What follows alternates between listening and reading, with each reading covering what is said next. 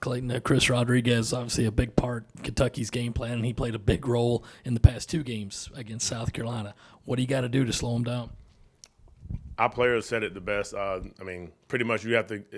He's a tough guy to bring down one-on-one. One, you got to do a great job of getting more than one hat to the ball. He's a NFL-style running back in an NFL-style system, and they do a great job of using his skill sets and talents.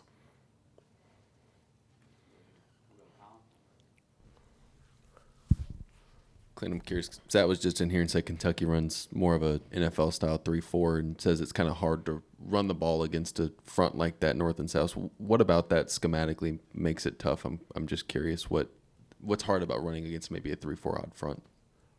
First and foremost, I think most teams who kind of implement that in their system is their style of players, their size of players, and their system. But to me, running against a 3-4 makes it hard because of you got three big guys basically collecting up both A's and both B's. And I think that if I'm an offensive coach, that'll be going into it, that'll be hard on doing it, trying to run the ball. But for the most part, that's what people say. And the edges, guys are pretty long and give you really good support on the edges.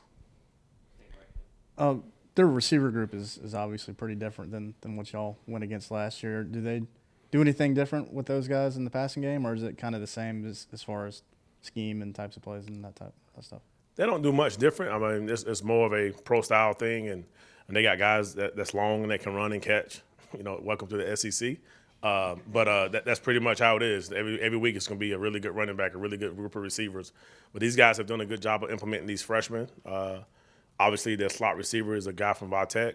I think that they're doing a good job of just plugging and playing these guys in their roles within this offense, and I think it's showing up for them. And for your guys, how have the last couple of weeks allowed, whether it's younger guys or guys who are still trying to get up to speed with things this season, how has that benefited them and allowed them to kind of build and get ready for SEC play again? The main thing is just technique and fundamentals. Even though, the first week we threw those young guys out there, their footwork was all over the place, their stances, their eyes all over the place. The past 2 weeks, we've kind of harped on, in order for us to even have a chance, we have to get lined up correctly. Our knees got to be bent, our eyes got to be in the right spot, and we got to react the correct way. So that's what we did the past 2 weeks against live action, regardless of who it was against. But those guys improved in technique, eyes, angles to the ball, and just communication things that we're going to need down this road as it gets tougher and tighter. Hey, Clayton.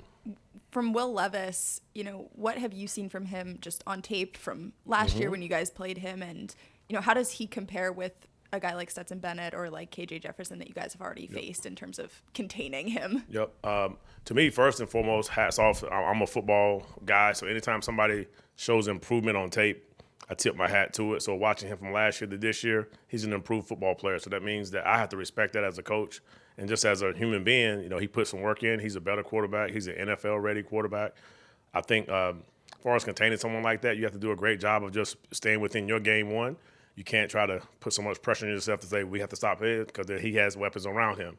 So I think most importantly, we have to do a great job of understanding his strengths and his weaknesses. We've seen Bam Martin-Scott line up in quite a few different places, a little bit of linebacker, a little bit on the outside, some over the top. How has his game developed, and what does him being able to play in so many different spots do for your scheme? Yep. So Bam's a guy who's a younger style player who's learning the defense, and he's smart enough to understand. He's just a football player out there running around having a good old time, and you got to love those kind of players like Bam. I think Bam is one of those guys who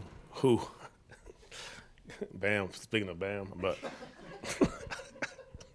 So Bam Scott is a player that can run around and make plays for us. He's been a really good boost for our defense, and just guys love it when he's on the field. For whatever reason, he makes plays when he's out there, so that's good for him and it's good for us. Clayton, as a former high school quarterback, how good was it to see Tonka do what he did in the 2-point conversion there? Yeah, that was awesome. I was happy for Tonka, which we know he's a really good athlete. So once they snapped it to him, I was pretty confident he was going to score on that play. But that was a great job by Coach Limbo and Coach Beamer, those guys. And I guess with Tonka obviously switching between playing interior and then going and playing some in, what are some of the challenges that come with doing that, especially in a game, and how have you seen him kind of embrace that a little bit?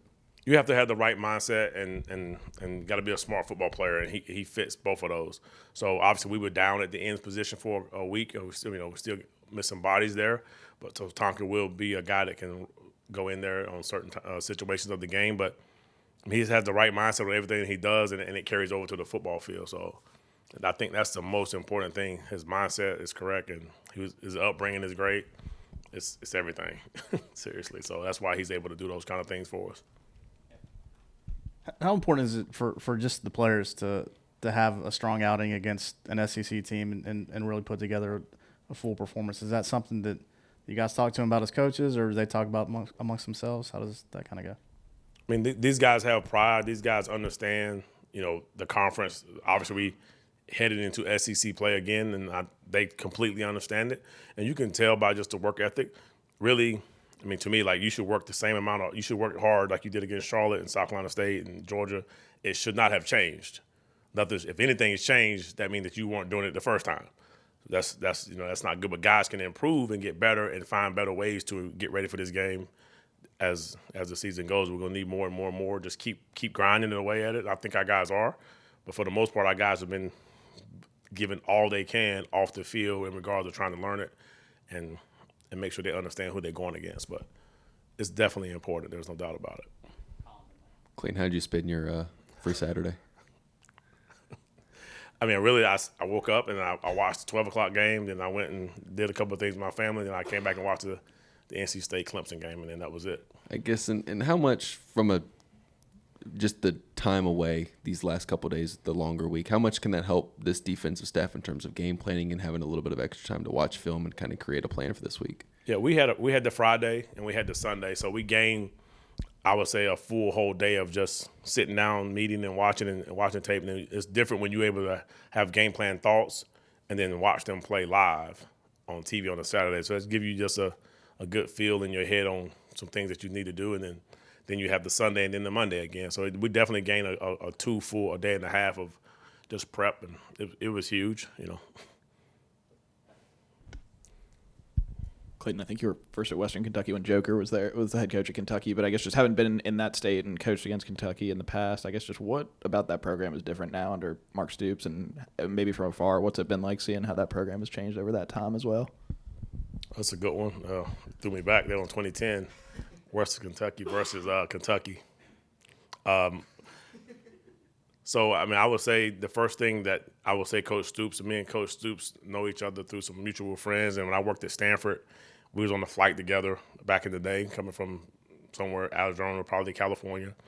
But just watching someone like that build a program, it gives you confidence. And if you keep sticking to it, sticking to your core values and believing in your staff and believing in the recruiting process and just continue getting better every year and just keep getting players. Got to get players, and I think it is nice to see that with the way college is going now. Coaches getting 2 and 3 years to make changes, and that's unfortunately not long enough. It's just nice to see that. For us, as a middle-aged old coach, it's nice to see that a university is giving a guy a great opportunity to build a program.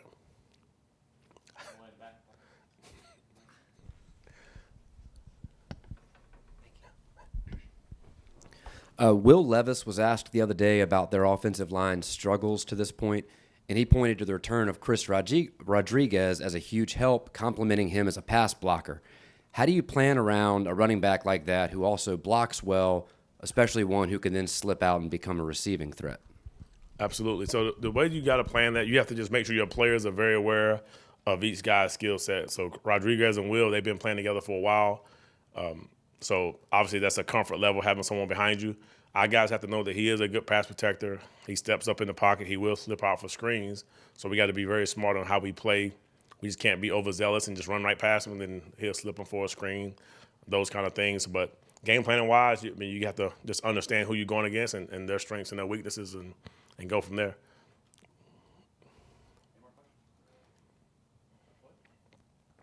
Appreciate you guys. Thank you. Yep.